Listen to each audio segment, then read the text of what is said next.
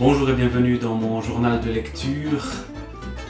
Aujourd'hui, Murena, le deuxième cycle. J'ai déjà parlé du premier cycle de cette bande dessinée autour du monde romain, du monde de Néron en particulier. Eh bien, voici quelques mots sur le chapitre 5e, la déesse noire. Puis sur le 6e, le sang des bêtes. Et encore le 7e, vie de feu, vie des feux. Il y en a plusieurs, des feux. Et il y a sans doute une polysémie du terme feu. Et puis, revanche des cendres pour terminer.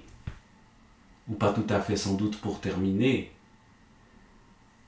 Revanche des cendres. Après l'incendie de Rome, on est autour de cet événement important du règne de Néron, celui où le feu prend dans Rome, où ce personnage extrêmement sulfureux qu'est l'empereur Néron est accusé d'avoir lui-même mis le feu. Ce n'est pas ce qui est dit dans cette bande dessinée-là. Ce qui est raconté est plus complexe. Néron fasciné par le feu, mais Néron participant aussi au sauvetage des Romains, mais ses ennemis l'accusant néanmoins. Alors, feuilletons un peu cette bande dessinée. Ces bandes dessinées, on retrouve les personnages dont j'avais déjà parlé, des personnages par exemple de gladiateurs, ces gladiateurs qui se retrouvent dans les catacombes et qui s'y battent. Évidemment, on retrouve tout l'imaginaire romain, les catacombes, les gladiateurs, mais aussi la conquête de régions plus lointaines. On se retrouve beaucoup plus au nord. Par exemple, dans ces régions de Gaule inhospitalières, on parcourt un empire romain qui est marqué par la violence. Devant Rome, est-il écrit à la fin de ce chapitre 6e, le sang des bêtes, devant Rome, il n'est que deux solutions possibles: s'humilier ou se révolter. Alors que la neige s'efforçait de nettoyer la terre de toute violence, il était donné au jeune patricien Lucius Murena d'y réfléchir. Murena, ennemi de Néron, mais peut-on être impunément ennemi de Néron? Très difficilement. Puis il y a donc aussi une déesse noire. Il y a une femme qui affronte Néron dans les courses de chars. Et là encore, l'imaginaire romain revient. Cet imaginaire de pain et surtout de jeu et de violence dans ces jeux. Et l'empereur, participant lui-même à la course de chars, se fait battre par un personnage mystérieux qui s'avère être une femme. C'est évidemment une chose à ne pas faire, c'est un crime que de battre l'empereur dans des moments aussi solennels que les courses de chars devant le peuple réuni. Et puis, il y a les Vestales aussi, une Vestale qui cache l'ennemi de Néron et qui est souillée par l'empereur lui-même, les Vestales étant des femmes à ne pas toucher. Or, Néron et d'autres individus violent cette Vestale. Et c'est peut-être, d'après l'interprétation de certains, pour ça que Rome va donc brûler. Et dans le chapitre 7e, il y a le feu, la couleur menaçante du ciel sur la ville de Rome et la naissance de ce feu qui embrase la ville entière. Ici, voilà peut-être l'origine de ce feu, le viol de la Vestale, la violence qu'elle subit et qui est peut-être, c'est du moins l'interprétation qu'en donnaient certains en ce temps-là, qui est peut-être la cause de l'incendie. D'autres causes peuvent être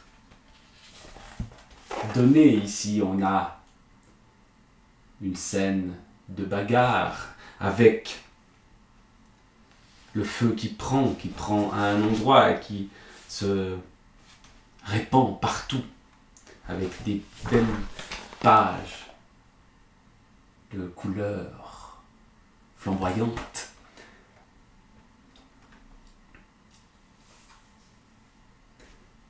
Et puis il y a aussi dans ce monde de Néron une secte étrange qui est accusée peut-être d'être à l'origine du feu. Cette secte, c'est un petit bout du peuple juif qu'on appelle les chrétiens et dont on commence à se méfier à cette époque-là.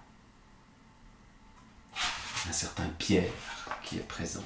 Et puis, le feu a aussi ses conséquences. Il y a dans le 8e chapitre, Revanche des cendres, le moment où l'incendie est au plus fort, et puis après l'incendie, ceux qui sont sauvés et ceux qui sont morts dans cet incendie, ceux qui profitent de l'incendie et ceux qui ont tout perdu.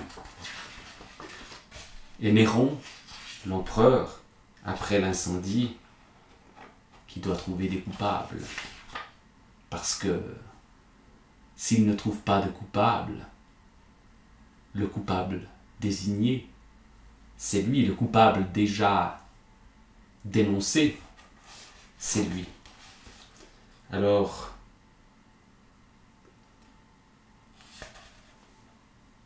comment cela se poursuit-il? Nous sommes à Rome en l'an 64. L'ennemi de Néron, Lucius Murena, participe à la reconstruction de la ville. Néron lui-même sombre dans la tyrannie. Cette histoire de Rome, mise en BD, romancée sans doute, avec à la fois des clichés mais aussi des recherches sérieuses qui sont derrière cette mise en image d'événements extrêmement tragiques. Eh bien, cette vision de cette Rome violente par le dessin du feu, par les passions, c'est quelque chose qui n'est pas seulement un cours d'histoire sur la Rome de l'an 64. C'est quelque chose qui parle à notre humanité, qui peut à tout instant sombrer dans la tyrannie et qui est confrontée aujourd'hui encore plus peut-être, aux aléas de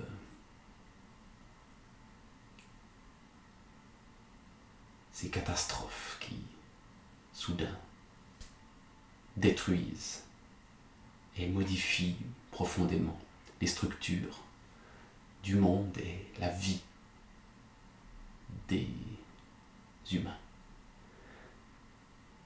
Murena. C'est une bande dessinée signée Dufaux et Delaby. Je crois qu'il y a une suite. Je l'attends.